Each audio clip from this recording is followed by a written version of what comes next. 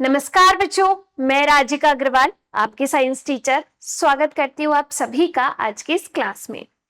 चलिए जुड़ चुके हैं आज की लाइव क्लासेस से हम, और इस क्लास के अंदर हम क्लास 12th का चैप्टर नंबर 3 जिसका नाम है जनन स्वास्थ्य, इसके क्वेश्चन सॉल्व करने वाले हैं। प्रश्न बैंक जो कि राजस्थान स्कूल शिक्षा परिषद के द्वारा जारी की गई है, उसी के क्वेश्चन हम यहाँ पर सॉल्व कर रहे हैं। तो जो भी बच्चे क्लास के अंदर आ चुके हैं, आप सभी का क्लास में स्वागत है। सभी को वेरी गुड इवनिंग, नमस्कार, राधे राधे, जय हिंद, जय भारत। जल्दी से आप इस क्लास को शेयर कर दीजिए जिससे ज्यादा से ज्यादा बच्चों तक ये क्लास पहुंच पाए और ज्यादा से ज्यादा बच्चे इस क्लास को देखकर बेनिफिट ले सके और अपनी एग्जाम्स की तैयारी अच्छे से कर सके। चैप्टर 3 जनन स्वास्थ्य है, जिसके अंदर हमने बात की थी जनसंख्या विस्फोट की। उसके बाद हमने बात की थी कि कौन सी ऐसी युक्तियां हैं जिनको यूज करके, कौन से ऐसे डिवाइसेस हैं या कौन सी ऐसी विधियां हैं जिनको यूज करके हम जनसंख्या विस्फोट पर नियंत्रण कर सकते हैं। इसके बाद हमने बात की थी कि किस तरीके से जनन स्वास्थ्य जरूरी है, क्या क्या सावधानियां बरतनी चाहिए, जनन स्वास्थ्य संबंधी शिक्षा जो है वो क्यों बच्चों को देनी चाहिए। इन सब चीजों के बारे में डिस्कस किया था हमने इस क्लास में। साथ के साथ अगर कोई ऐसी दंपति है जो कोई बच्चा पैदा कर पाने में सक्षम नहीं है, तो उनके लिए क्या क्या विधियां उपयोग में लाई जा सकती है, इन सब के बारे में हमने इस चैप्टर के अंदर डिस्कस किया है और उन्हीं से रिलेटेड क्वेश्चंस को हम यहाँ पर सॉल्व करेंगे। तैयार है आप लोग? चलिए स्टार्ट करते हैं। सबसे पहले क्वेश्चन नंबर 1 से, एक परिवर्तनशील गर्भ में एमनियोसेंटेसिस द्वारा निम्नलिखित में से किसकी पहचान नहीं की जा सकती है। क्वेश्चन ध्यान से पढ़ना है, किसकी पहचान नहीं की जा सकती। फीटस का लिंग, डाउन सिंड्रोम, पीलिया और क्लाइनफेल्टर सिंड्रोम। सबसे पहली बात, एमनियोसेंटेसिस होता क्या है।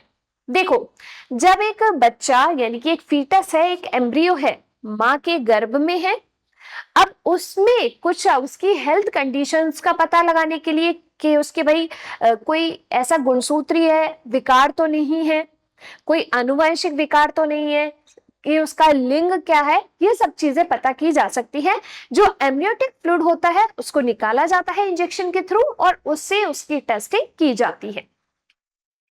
अगर किसी भी बच्चे का लिंग का पता करना है तो वो भी इससे किया जा सकता है, लेकिन बच्चे के जन्म से पहले उसके लिंग का पता करना क्या है, कानूनी अपराध है। तो देखो, एमनियोसेंटेसिस से हम फीटस का लिंग पता कर सकते हैं कि वो मेल है कि फीमेल है, बिल्कुल कर सकते हैं। डाउन सिंड्रोम क्या होता है, आपका एक गुणसूत्रीय विकार है। डाउन सिंड्रोम के अंदर क्या होता है, 21वें गुणसूत्र पर क्या हो जाती है, ट्राइसोमी होती है। ठीक है, ट्राइसोमी का मतलब क्या है कि 2 की जगह कितने गुणसूत्र आ जाते हैं, 3 गुणसूत्र आ जाते हैं। तो इसका भी पता कर सकते हैं। बात करें क्लाइनफेल्टर सिंड्रोम की, तो अब मैंने आपको ट्रिक याद करने बताई थी, फिल्टर कब टर्न करना है लिंग गुणसूत्रीय विकारों के लिए। तो क्लाइनफेल्टर में क्या होता है, एक एक्स गुणसूत्र की वृद्धि हो जाती है, तो टोटल गुणसूत्रों की संख्या कितनी हो जाती है, 47। तो ये भी आपका एक क्या है, गुणसूत्रीय विकार है, इसका भी पता कराया जा सकता है। आंसर क्या आएगा इधर अपना, ऑप्शन सी, पीलिया। क्लियर? चले आगे, नेक्स्ट क्वेश्चन देखिए, लिपेस लूप का उपयोग किस प्रकार के गर्भ निरोधक के रूप में होता है। वोल्ट्रोन, औषधि रहित आयुडी, तांबा मोचक आयुडी या गर्भाशय ग्रीवा रोधक। लिपेस लूप है क्या और गर्भ निरोधक क्या होते हैं। गर्भ निरोधकों का उपयोग किया जाता है आपके जो अंड कोशिका है और शुक्राणु है उनके संयुग्मन से बचाने के लिए, या एक बच्चे को गर्भ में रखने से यानी कि इम्प्लांट होने से बचाने के लिए, रोकने के लिए इनका उपयोग किया जाता है। इनको अपन क्या कहते हैं, आईयूडी कहा जाता है, इंट्रा यूटेराइन डिवाइस, अंतः गर्भाशय युक्तियां। क्या, अंतः गर्भाशयी युक्तियां, ये इनका क्या होता है, नाम होता है। अगर अपन बात करें आईयूडीओ की, आईयूडीज की अगर अपन बात करें तो 3 प्रकार की अपन ने पढ़ी है। कौन कौन सी, एक हमने देखी है औषधि रहित आईयूडी, कौन सी है अपनी, औषधि रहित आईयूडी देखी है, ठीक है। दूसरा देखिए, हमने जो देखी है वो क्या है, तांबा निर्मोचन आईयूडी, ठीक है। और तीसरी जो है वो कौन सी है, हार्मोन निर्मोचक आईयूडी, ठीक है। अगर अपन बात करें औषधि रहित आयुडी की, तो इसका एक एग्जाम्पल अपन क्या ले सकते हैं, लिपेस लूप हो गया। तांबा मोचक का एग्जाम्पल ले तो क्या हो गया आपका, कॉपर टी, ठीक है, कॉपर टी। और हार्मोन मोचक का ले तो इसमें अपना क्या आ जाएगा, LNG20। तो ये क्या है, इनके एग्जाम्पल है। आपसे किसके बारे में पूछा है, लिपेस लूप के बारे में, तो ये आपकी कैसी है, औषधि रहित। आंसर क्या आएगा इधर, ऑप्शन बी। क्लियर, चले आगे। नेक्स्ट क्वेश्चन देखिए, क्वेश्चन नंबर 3। निम्न में से कौन सा हार्मोन निर्मोचक आयुडी होता है। किसके बारे में पूछा है, हार्मोन निर्मोचक आयुडी के बारे में पूछा है। तो औषधि रहित, तांबा निर्मोचक और हार्मोन निर्मोचक। तो देखिए लिपेस लूप क्या है, औषधि रहित है। कॉपर 7 ये आपका क्या है, तांबा मोचक हो जाएगा। तो LNG20 क्या है, हार्मोन निर्मोचक। आंसर क्या आ जाएगा इधर, ऑप्शन सी। क्लियर, चलिए नेक्स्ट क्वेश्चन पे चलते हैं। अगला क्वेश्चन है, निम्न में से एक गर्भ निरोधक विधि नहीं है। क्या पूछा है, कौन सी नहीं है। कॉन्डोम्स, क्या कॉन्डोम का यूज किया जाता है गर्भ निरोधक के रूप में, बिल्कुल किया जाता है। मेल और फीमेल कॉन्डोम्स आपके मार्केट में उपलब्ध होते हैं, जिसमें क्या होगा कि जो नर शुक्राणु है और मादा के अंडाणु है उनका संयुग्मन रोका जाता है, ठीक है। तो यहाँ पर कॉन्डोम्स यूज में लिए जाते हैं, बिल्कुल ठीक है। दूसरा देखिए लिपेस लूप, जो कि क्या है आपके औषधि रहित आयुडी है। अब इसमें औषधि रहित आयुडी में क्या होता है, इनको गर्भाशय के अंदर गर्भाशय जो है, यूटेरस जो है, उनके अंदर रख दिया जाता है, ठीक है। तो यहाँ पर ये आपकी क्या है, अंतः गर्भाशय युक्ति है, गर्भ निरोधक, ये भी गया। नलिका उच्छेदन, ट्यूबेक्टोमी। नलिका उच्छेदन में क्या होता है, ये फीमेल्स के अंदर होगा, मादाओं में ट्यूबेक्टोमी। और अगर अपन बात करें मेल्स की, तो उनमें वेसेक्टोमी। लोकल लैंग्वेज में हम इसको क्या कहते हैं, नसबंदी। ये क्या है, एक स्थायी उपचार है। क्या है ये, एक स्थायी उपचार है किसका, गर्भ निरोधक का, ठीक है। देखो इसमें क्या होगा कि जो अंडवाहिनी होती है, फैलोपियन ट्यूब जो होती है, इस तरीके से उस फैलोपियन ट्यूब को काट के वहीं पर बांध दिया जाता है, जिसकी वजह से क्या होगा, शुक्राणु इस तक पहुंचेंगे नहीं और आपके युग्मनज का निर्माण नहीं होगा। तो ये भी आपके गर्भ निरोधक है, तो ये गया। आंसर क्या आएगा, ऑप्शन बी। ऑक्सीटोसिन और वेसोप्रेसिन से संयोजित गोलियां। ऑक्सीटोसिन और वेसोप्रेसिन क्या है, अपने पोस्टीरियर पिट्यूटरी जो होती है उसके द्वारा स्रावित हार्मोन है। पीयूष ग्रंथि इनको स्रावित करती है, जो कि आपके प्रसव पीड़ा के समय क्या होते हैं, यहाँ पर रिलीज होते हैं। प्रसव पीड़ा को कम करने के लिए, गर्भाशय में संकुचन पैदा करने के लिए ये हार्मोन आपके स्रावित होते हैं। आंसर आ जाएगा ऑप्शन बी। क्लियर, चले आगे। नेक्स्ट क्वेश्चन देखिए, एक दंपति जिसके पुरुष में शुक्राणु की संख्या बहुत कम है, मेल है, उसके अंदर स्पर्म्स काउंटिंग कम है, उनके लिए निषेचन की कौन सी तकनीक जो है वो उचित रहेगी। अब देखिए उनके, एक फीमेल है, उसके अंदर तो, एक मादा के अंदर तो प्रॉपर तरीके से क्या बन रहा है, एग बन रहा है, यानी कि उसका मेंस्ट्रुअल साइकिल चल रहा है, अंडोत्सव की प्रक्रिया हो रही है। लेकिन किसमें कमी है, एक मेल में कमी है।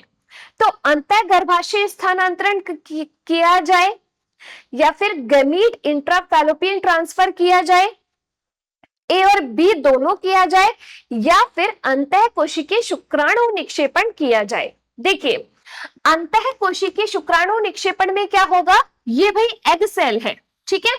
इसको अपन क्या बोलते हैं, ये आपके जीवे निषेचन की एक विधि है। ये क्या है, जीवे निषेचन की एक विधि है।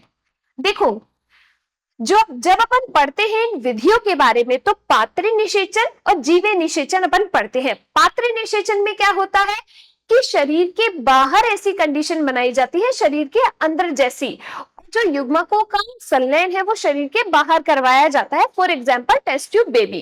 क्लियर। अगर अपन बात करें जीवे निषेचन की, तो इसमें क्या होगा, जो निषेचन की प्रक्रिया है वो शरीर के अंदर होती है, फीमेल की शरीर के अंदर। अब यहाँ पर इसमें तो एग सेल बन रही है आराम से, ये एग सेल है और उसका ये केंद्रक है, ठीक है। यहाँ पर माइक्रो इंजेक्शन के द्वारा ये जो शुक्राणु है उस शुक्राणु को डायरेक्ट किसके अंदर ट्रांसफर किया जाएगा, इस एग सेल के अंदर ट्रांसफर किया जाएगा। ठीक है, तो डायरेक्ट शुक्राणु को कहां पर डाला है, अंड कोशिका के अंदर डाला है, निषेचित करवाया है, क्योंकि शुक्राणु की मोटिलिटी क्या है, कम है, उनका नंबर क्या है, कम है। ठीक है, तो आंसर क्या आ जाएगा इधर अपना ऑप्शन डी। क्लियर, चलिए आगे चलते हैं। नेक्स्ट क्वेश्चन देखिए, टेस्ट ट्यूब बेबी का अर्थ है गर्भाशय में निषेचन व विकास दोनों, अंतः पात्र निषेचन और फिर गर्भाशय में प्रत्यारोपण, टेस्ट ट्यूब में विकसित बच्चा या टेस्ट ट्यूब में निषेचित व विकसित भ्रूण। अब मुझे एक बात बताओ, क्या टेस्ट ट्यूब के अंदर पूरा बच्चा विकसित हो सकता है क्या? एक बच्चे को डेवलप होने के लिए, विकसित होने के लिए मां के गर्भ की जरूरत होगी। तो टेस्ट ट्यूब बेबी जो है वो किसका एग्जाम्पल है, पात्र निषेचन का। किसका, पात्र निषेचन का, जिसमें क्या होता है कि शरीर के बाहर ऐसी कंडीशंस उपलब्ध कराई जाती हैं, ऐसी स्थितियां पैदा की जाती हैं, और वहां पर जो डिजायर्ड आपके एग सेल है और डिजायर्ड स्पर्म सेल है, जो भी हमें चाहिए, उन अंडकोशिका शुक्राणु को लेके उनका क्या करवाया जाता है, निषेचन करवाया जाता है। फिर आपके युग्मनज बन जाता है, फिर उसको कहां पर स्थापित, प्रत्यारोपित कर दिया जाता है, गर्भाशय में। तो आपके टेस्ट ट्यूब में क्या होगा, शरीर के बाहर निषेचन होगा और फिर उसको गर्भाशय के अंदर स्थापित कर दिया जाएगा। आंसर क्या आएगा इधर अपना option B. Clear, option B अपना आंसर आ जाएगा। नेक्स्ट क्वेश्चन पे चले। अगला क्वेश्चन देखिए, चिकित्सीय गर्भता समापन यानी कि medical termination of pregnancy MTP को कितने सप्ताह की गर्भावस्था तक सुरक्षित माना जाता है? यानी कि जब एक बच्चा लग जाता है तो कितने महीने हुए कि तब हाँ एमटीपी करवाया जा सकता है, उसके बाद ये चीज जो है वो रिस्की हो जाती है, कब तक करवा सकते हैं? तो देखिए, एमटीपी जो है मेडिकल टर्मिनेशन ऑफ प्रेगनेंसी, वो आपके 3 महीने तक करवाई जा सकती है। उसके बाद क्या होती है, ये रिस्की होती है। 3 महीने। अब 1 महीने में कितने सप्ताह होते हैं, 4, तो 3 महीने में कितने हो गए, लगभग 12 सप्ताह। तो अपना आंसर क्या आ जाएगा इधर, ऑप्शन बी आंसर आ जाएगा। क्लियर, कुछ ऐसी कंट्रीज है जहां पर 5वें महीने तक भी क्या करवाया जाता है, एमटीपी कर दिया जाता है। ठीक है, चलिए नेक्स्ट क्वेश्चन पे चलते हैं। कॉपर टी एक युक्ति है जो कि रोकती है ब्लास्टोसिस्ट का रोपण, अंडोत्सर्ग, पुटिका निर्माण और अंड परिपक्वन। कॉपर टी है क्या, एक यहाँ पर निर्मोचन आईयूडी है, अंतर्गर्भाशय युक्ति है कि नहीं है, आईयूडी है कि नहीं है। अब इसको क्या है, गर्भाशय के अंदर प्रतिस्थापित कर दिया जाता है, गर्भाशय के अंदर रख दिया जाता है योनि मार्ग से होता हुआ। ये क्या करता है, जो ब्लास्टोसिस्ट बना है ना, उसके लिए ऐसी कंडीशन पैदा कर देगा। ब्लास्टोसिस्ट कब बनेगा, एक एग सेल है, स्पर्म आया, एग सेल को जाके फर्टिलाइज कर दिया, आपके वहां पर युग्मनज बन गया, मोरूला बना, ब्लास्टोसिस्ट बना, फिर ट्रोफोप्लास्ट बनता है। तो जो ब्लास्टोसिस्ट बना है ना, उसके लिए ऐसी कंडीशन पैदा कर देता है कि गर्भाशय के अंदर उसका क्या नहीं होता, प्रत्यारोपण नहीं होता। ठीक है, गर्भाशय के अंदर जब अंतरोपण नहीं होगा, इम्प्लांटेशन नहीं होगा, तो क्या आपके वहां पर एक गर्भ विकसित होगा, नहीं। तो ये क्या करेगा, किसको रोक देगा, जो ब्लास्टोसिस्ट बना है उसके अंतरोपण को, इम्प्लांटेशन को रोक देता है। आंसर क्या आएगा इधर, ऑप्शन ए। क्लियर, चले आगे, चलिए नेक्स्ट क्वेश्चन पे चलते हैं। अब आपको रिक्त स्थानों की पूर्ति करनी है, एक एक क्वेश्चन आपको यहाँ पर दिए गए हैं और इन रिक्त स्थानों की पूर्ति आपको यहाँ पर करनी है। पहला क्वेश्चन देख लीजिए क्या है। क्वेश्चन है, मुखी गर्भ निरोधक गोलियों का सर्वाधिक महत्वपूर्ण घटक क्या होता है?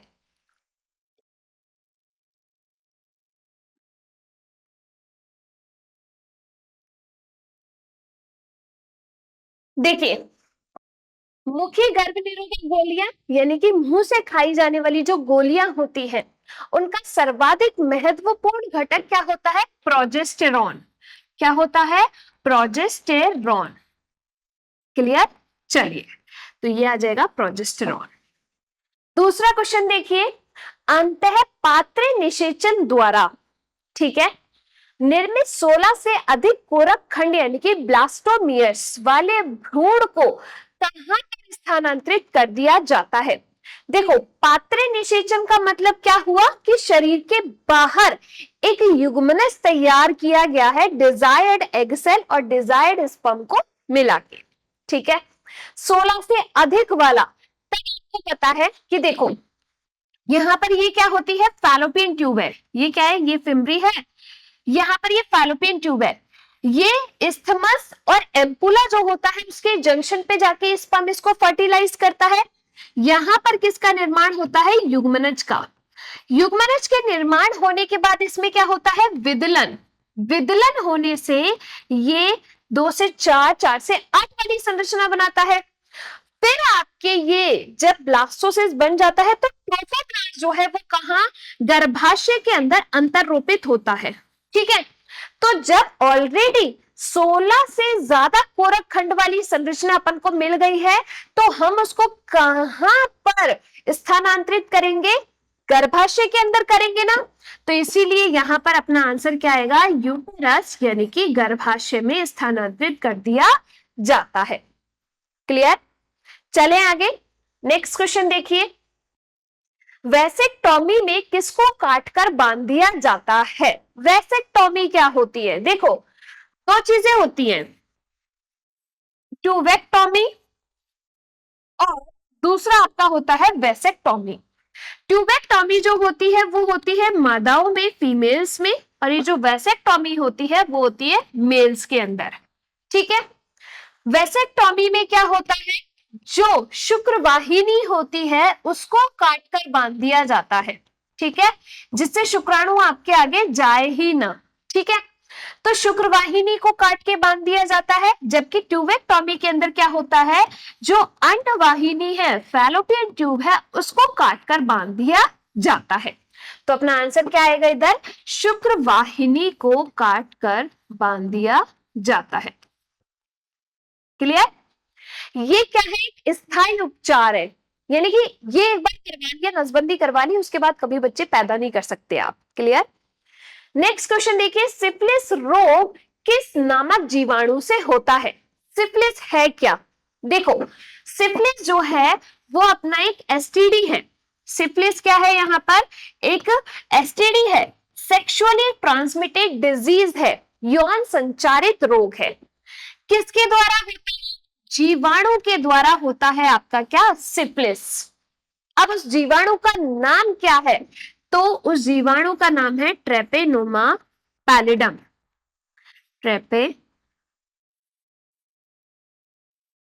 ट्रेपेनोमा पैलिडम, ठीक है।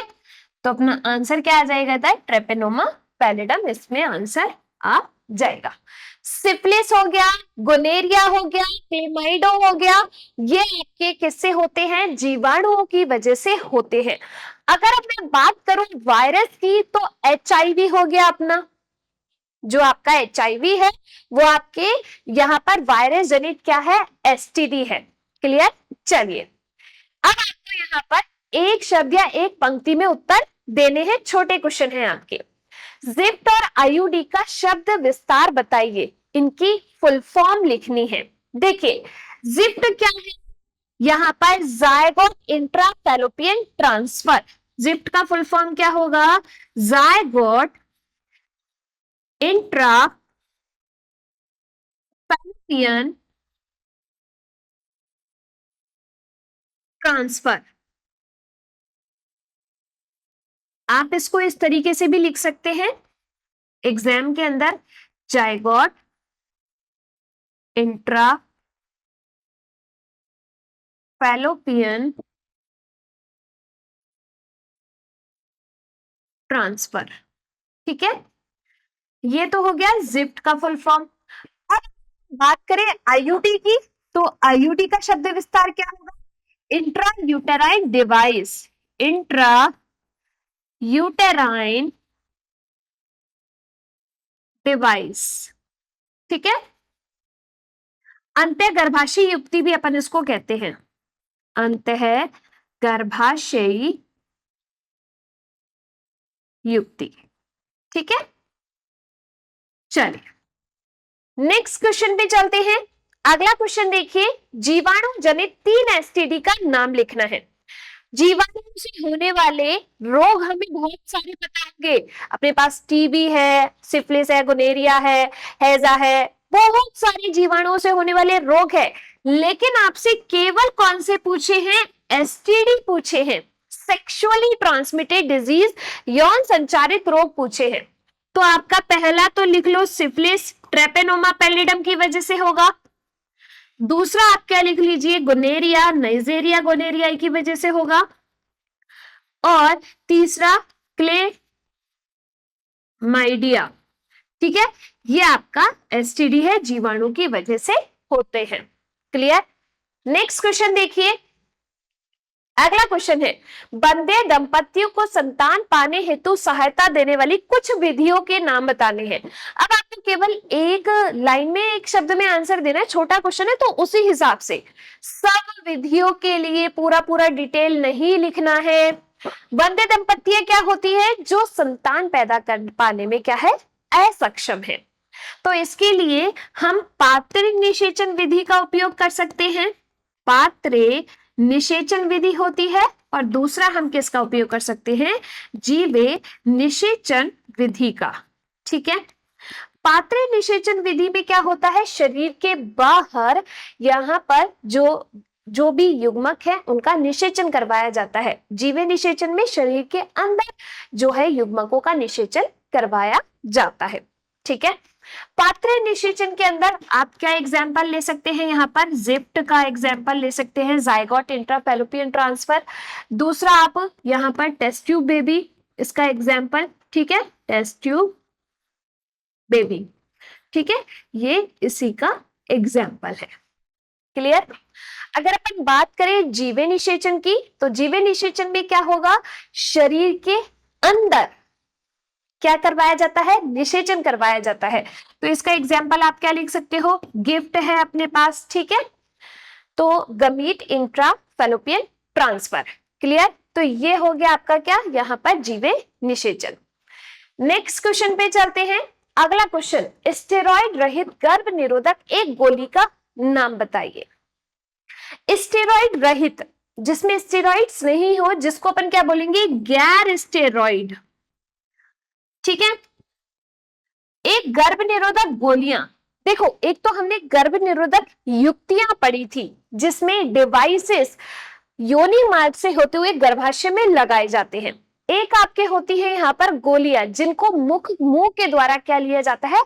अंदर लिया जाता है। ठीक है, अब ये जो गोलियां होती है, कई है 1 सप्ताह में एक बार लेने की, कई होती है कि 23-24 दिन तक लगातार या 22 दिन तक लगातार ली जाती है। ठीक है, एक गर्भ निरोधक स्टेरॉइड रहित गोली का नाम सबसे प्रचुर जो है, विख्यात, वो है सहेली। ठीक है, तो ये आपकी हो जाएगी सहेली। क्लियर? चलिए आगे है, बड़े क्वेश्चन सॉल्व करने हैं यहाँ पर। नेक्स्ट क्वेश्चन क्या है? आईयूडी कितने प्रकार की होती है? प्रत्येक का उदाहरण भी दीजिए। आईयूडी होती क्या है? पहली चीज तो आईयूडी है इंट्रा यूटेराइन डिवाइस, अंतर गर्भाशय युक्तियां जिनको योनि मार्ग से गर्भाशय में स्थापित किया जाता है, जिससे गर्भ को रुकने से बचाया जाता है, रोका जाता है। ठीक है, यानी कि जो गर्भ बच्चा लगने से रोका जाता है। ठीक है, इसको अपन ऐसे भी बोल सकते हैं। अब कितने प्रकार की होती है? तो अपन ने देखा क्या, एक तो औषधि रहित, क्या है? औषधि रहित आईयूडी। इसमें अपन क्या एग्जाम्पल ले सकते हैं? उदाहरण देना है तो लिपेस लूप। ठीक है, दूसरा देखिए हार्मोन निर्मोचक आईयूडी। हार्मोन निर्मोचक आईयूडी में अपन किसको ले सकते हैं? बताइए। तो यहां पर LNG20। ठीक है, एक आपके होती है तावा निर्मोचक आईयूडी, तो यहां पर तावा निर्मोचक आईयूडी में अपन किसको ले सकते हैं? कॉपर टी को। ठीक है, कॉपर टी। ये अपने आंसर हो गए। क्लियर? चले आगे। चलिए नेक्स्ट क्वेश्चन देखिए, क्वेश्चन नंबर 18। कॉपर टी किस प्रकार गर्भ निरोधक की तरह कार्य करती है? कॉपर टी में क्या होता है? कॉपर जो है वो आयन, कॉपर रिलीज होता है। अब ये कॉपर क्या करेगा, जो ब्लास्टोसिस्ट है उसको गर्भाशय में रुकने नहीं देगा, ठीक है, यानी कि उसका अंतरोपण नहीं होने देगा। साथ के साथ ये कॉपर टी क्या करेगा, जो ऐसी वहां पर कंडीशंस पैदा कर देगा उसके अंदर कि जो गर्भाशय है उसका वातावरण ऐसा हो जाए कि ब्लास्टोसिस वहां पर नहीं रुके, अंतरोपित नहीं हो। साथ के साथ ये कॉपर टी क्या करता है, जो स्पर्म्स है ना उनको भी, उनकी भी जो गति है उनको रोक देता है, ठीक है। तो यहाँ पर इस प्रकार से गर्भ निरोधक की तरह कार्य करता है। क्लियर? आ गई बात समझ में? चलिए नेक्स्ट क्वेश्चन देखिए, क्वेश्चन नंबर 19। निम्न गर्भ निरोधक तकनीकें आपस में किस प्रकार भिन्न हैं? सहेली और मल्टी लोड 375। देखो सहेली जो है वो क्या है यहाँ पर, इसको अपन कह सकते हैं गैर स्टेरॉइड, क्या है यहाँ पर, गैर स्टेरॉइड गोली है ये, जिसको मुख के द्वारा निगला जाता है, लिया जाता है, ठीक है। इस सहेली को जो है हफ्ते में एक बार लिया जाता है। अब ये जो है वो क्या करते हैं, यहाँ पर ये जो सहेली है वो गर्भ निरोधक की तरह कार्य करती है, लेकिन ये पिल्स है, गोली है। अगर अपन बात करें मल्टीलोड 375 की, तो ये क्या है यहाँ पर, तांबा निर्मोचक आयुडी है। क्या है? तांबा निर्मोचक आयुडी है। इसको योनि मार्ग के द्वारा गर्भाशय में स्थापित किया जाता है। तो इसको तो मुख से लिया जाता है, इसको गर्भाशय में स्थापित किया जाता है। क्लियर? नेक्स्ट क्वेश्चन देखिए, अगला क्वेश्चन है एमनियोसेंटेसिस से क्या अभिप्राय है? देखो बच्चे के जन्म से पूर्व उसकी हेल्थ कंडीशंस के पता लगाने के लिए, उसके रोगों का विकार का पता लगाने के लिए और उसके लिंग का पता लगाने के लिए ये विधि अपनाई जाती है एमनियोसेंटेसिस, जिसमें क्या होगा, जो एमनियोटिक फ्लूइड होता है उसको इंजेक्शन में लिया जाता है और फिर उससे पता लगाया जाता है। क्लियर? नेक्स्ट क्वेश्चन है अपना, स्त्री और पुरुष में स्थायी रूप से जन्म नियंत्रण की विधियों को समझाइए। स्त्री और पुरुष में स्थायी रूप से जन्म नियंत्रण की विधियां आपको 100 शब्द में लिखना है। तो देखो पहले तो जन्म नियंत्रण क्यों आवश्यक है वो लिख दीजिएगा, फिर यहाँ पर ट्यूबेक्टॉमी और वैसेक्टॉमी को एक्सप्लेन कर दीजिएगा और उसका डायग्राम पे बना दीजिएगा। देखो स्त्री में आप लिख दीजिएगा ट्यूबेक्टॉमी, ये इनके बारे में ये भी लिखना कि ये आपके गर्भ जन्म नियंत्रण के लिए स्थायी उपचार है, जिसमें ट्यूबेक्टॉमी में क्या होता है, इनको अपन क्या कहते हैं, अंडवाहिनी उच्छेदन या नली का उच्छेदन कहा जाता है। हिंदी में इसको क्या कहा जाता है, नली का उच्छेदन, जिसमें क्या होगा कि अंडवाहिनी को काट कर वहीं पर बांध दिया जाता है, जिससे स्पर्म जो है अंड को वहां पर निषेचित नहीं कर पाता है, ट्यूबेक्टॉमी। ठीक है, यहां पर अपन क्या लिखेंगे, पुरुष के अंदर स्थायी उपचार में वैसेक्टॉमी। वैसेक्टॉमी में क्या होता है, नर के अंदर होगा, जो शुक्र वाहिनियां हैं उनको काट के बांध दिया जाता है, जिससे वीर्य में शुक्राणु नहीं आ पाते, और शुक्राणु नहीं तो फिर तो आपके वहां पर स्थायी उपचार हो गया। इनको लोकल लैंग्वेज में हम क्या कहते हैं, नसबंदी कहा जाता है। और उसमें इस डायग्राम को बनाकर आ सकते हैं। क्लियर? चलिए नेक्स्ट क्वेश्चन देखिए, यहाँ पर जनन स्वास्थ्य के उन पहलुओं को सुझाइए जिन पर आज के परिदृश्य में विशेष ध्यान देने की जरूरत है, संक्षिप्त में वर्णन करना है। जनन स्वास्थ्य के पहलू क्या हैं? देखो सबसे पहली चीज, जनन स्वास्थ्य क्यों जरूरी है? बढ़ते रोगों को रोकने के लिए, एसटीडी को कंट्रोल करने के लिए ये जरूरी है। तो अब जनन स्वास्थ्य के लिए क्या क्या करना चाहिए? तो देखो संभोग के टाइम पे कोंडोम्स का यूज करना चाहिए, स्वच्छता बरतनी चाहिए। जो भी यौवन आरंभ के समय फीमेल और मेल के अंदर जो भी द्वितीयक लैंगिक लक्षणों का विकास हो रहा है उनके बारे में उनको अवगत कराना चाहिए। ठीक है, किसी भी गर्भ निरोधक गोलियों का खुद से उपयोग नहीं करना चाहिए बिना चिकित्सक के परामर्श के। ठीक है, चिकित्सक के यानी कि डॉक्टर के परामर्श से ही आपको इन सभी चीजों का उपयोग करना चाहिए। क्लियर? चलिए नेक्स्ट क्वेश्चन देखिए, क्या विद्यालयों में यौन शिक्षा आवश्यक है? यदि हाँ तो क्यों? क्या स्कूल्स में सेक्स एजुकेशन देनी चाहिए? बिल्कुल। हेल्थ रिलेटेड जो है आपके यहाँ पर रिप्रोडक्टिव हेल्थ एजुकेशन क्यों देनी चाहिए? क्योंकि बच्चों के अंदर द्वितीयक लैंगिक लक्षणों का विकास होता है, उसके बारे में उनको पता होना चाहिए, क्योंकि आने वाले देश का भविष्य यही बच्चे हैं। तो यहाँ पर जिससे एसटीडी को रोका जा सके, बहुत सारे रोगों पर नियंत्रण किया जा सके, मृत्यु दर को रोका जा सके, क्योंकि इससे मृत्यु दर भी बढ़ती है। कोई भी फीमेल के अंदर कोई भी ऐसी बीमारी हो गई जिससे वो नहीं बच पा रहे, तो उनको इस चीज के बारे में नॉलेज होना चाहिए। तो इसीलिए बच्चों को ये शिक्षा देना जरूरी है। और आज का आपका लास्ट क्वेश्चन है, यौन संचारित रोग क्या है? 4 यौन संचारित रोगों के नाम लिखने हैं। यौन संक्रमण से बचने के कौन से नियमों का पालन करेंगे? संक्षिप्त में वर्णन करना है। देखो, यौन संचारित रोग क्या होते हैं? जो कि यौन संचारित रोगों को अपन कहते हैं एसटीडी, जो कि यौन संचरण से यानी कि लैंगिक संपर्क के द्वारा एक व्यक्ति से दूसरे व्यक्ति में स्थानांतरित होते हैं, उनको अपन यौन संचारित रोग कहते हैं। 4 यौन संचारित रोगों के नाम अगर मैं यहाँ पर लिखूं तो आपके देखो, जैसे जीवाणु जनित एसटीडी की बात अगर अपन करें, जीवाणु जनित एसटीडी की अगर अपन बात करें तो यहाँ पर आपके कौन सा हो गया? सिफिलिस है, गोनेरिया है, ये जीवाणु जनित हो जाएंगे। अगर मैं बात करूं यहाँ पर विषाणुओं वाले तो एचआईवी हो जाएगा। ठीक है, एचआईवी की वजह से एड्स जो होता है, लैंगिक मत से, ये आपके क्या है? यौन संचारित रोग है। ठीक है, इनसे बचने के लिए कौन से नियमों का पालना करेंगे? तो देखो, एक से अधिक लोगों से लैंगिक संपर्क नहीं रखना चाहिए, स्वच्छता का ध्यान रखना चाहिए, यौन संबंध के टाइम पे कंडोम्स का यूज करना चाहिए, और संक्षिप्त में आपने इन चीजों को पूरा बता दिया है। यह है आपका जनन स्वास्थ्य, रिप्रोडक्टिव हेल्थ।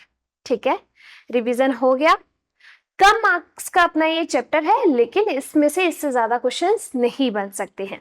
क्लियर? आगे बात समझ में? तो ये रही आज की आपकी क्लास।